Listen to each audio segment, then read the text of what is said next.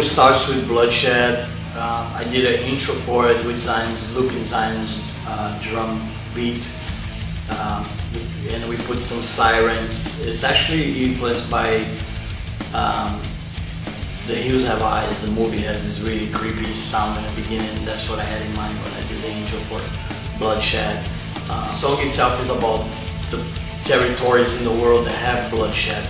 On the verse, when I'm singing the main verse, underneath I'm having a talking voice just saying names of countries or places that have bloodshed, like Iraq, Iran, Bosnia, Rio, the favelas, Vietnam, all places connected to bloodshed. And I thought that was a cool original idea. And it was a really cool song to start a record. It's very groovy, has a really killer groove from the beginning. It has a really slow part in the end that I really like. Mark put some clean guitars on it, and I really, really dig that.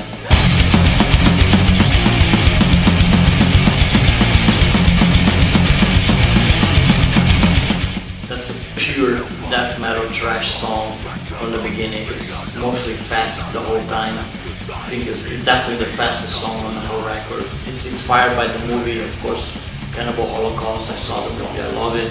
And I always like that title. I think it's such a crazy, cool, bizarre title for a song. The song itself is just pure thrash, and I like how Mark recorded the guitars. He made them very tight, very thrash-like.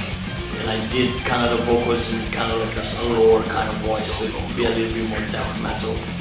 That song reminds me more of the stuff that was on Enslaved, so it continues on Savage's parts of what happened, what started with Enslaved.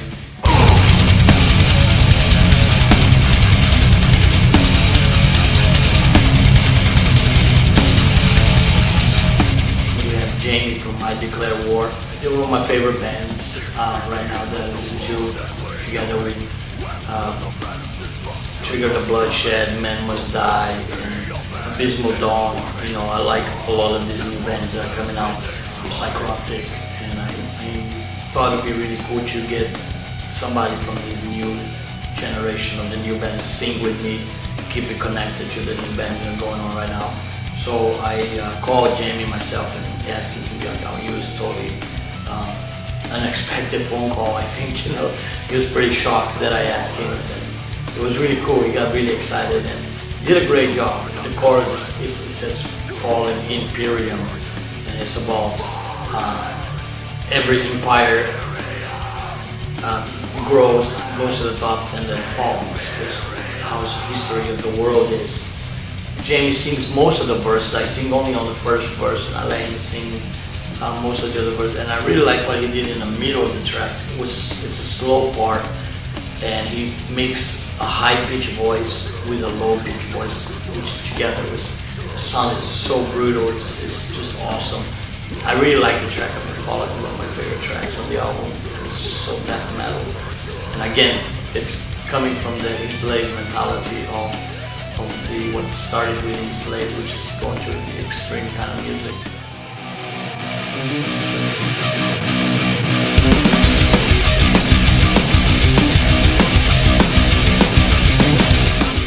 Ayatollah of Rock and Rolla, which is from Mad Max, is a movie that I like so much. I watch it so many times. And on the movie, of course, there's a part where the guy says he's introducing the main leader of the outlaws in the desert, and he introduced the guy as the Ayatollah of Rock and Roll. It's such a fucking cool name. I gotta make a song with this. So I decided to create a song, and then came the riff that opened the track, which is it's a country idea. The riff is a country music coming from the country world, which we never ever experienced before. And it was funny in the studio because we wanted something to sound very country, and then Tony told Zion, if you go like very slow, very, very primitive, that's how a country band would do it. And so we start the song with this kind of almost childish drum beat,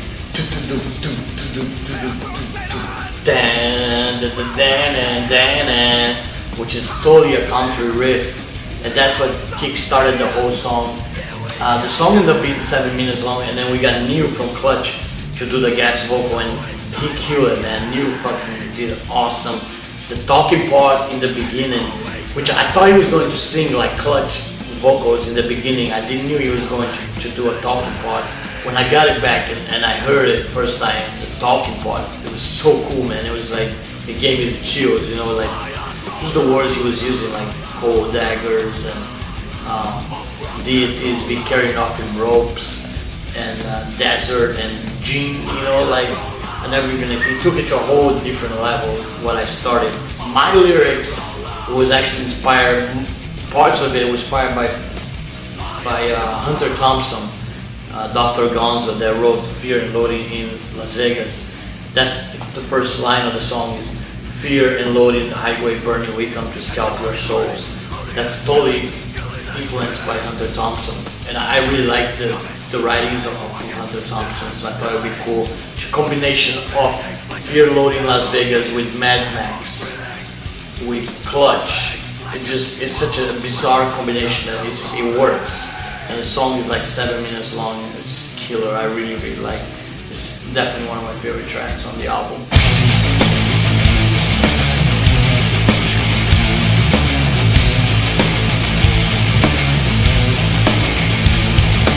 Starts like a Slayer kind of riff. I love the first riff. It reminds me of Slayer, and then it's really great groove all the way. I think that this album has a lot of some of my favorite killer grooves that I wrote in a long time. It's really inspired by classic stuff like Roots and Chaos AD, Soulfly 1. They had massive grooves. They were just like earth-shattering grooves. The title is the closest to the Savages album title of the album, and it talks about the masters of savagery doing savage acts, random savage acts in the world. Master of savagery, master savage, the golden master got his head. The view of trust is shattered, forcing social regression. The swallows lost the nation.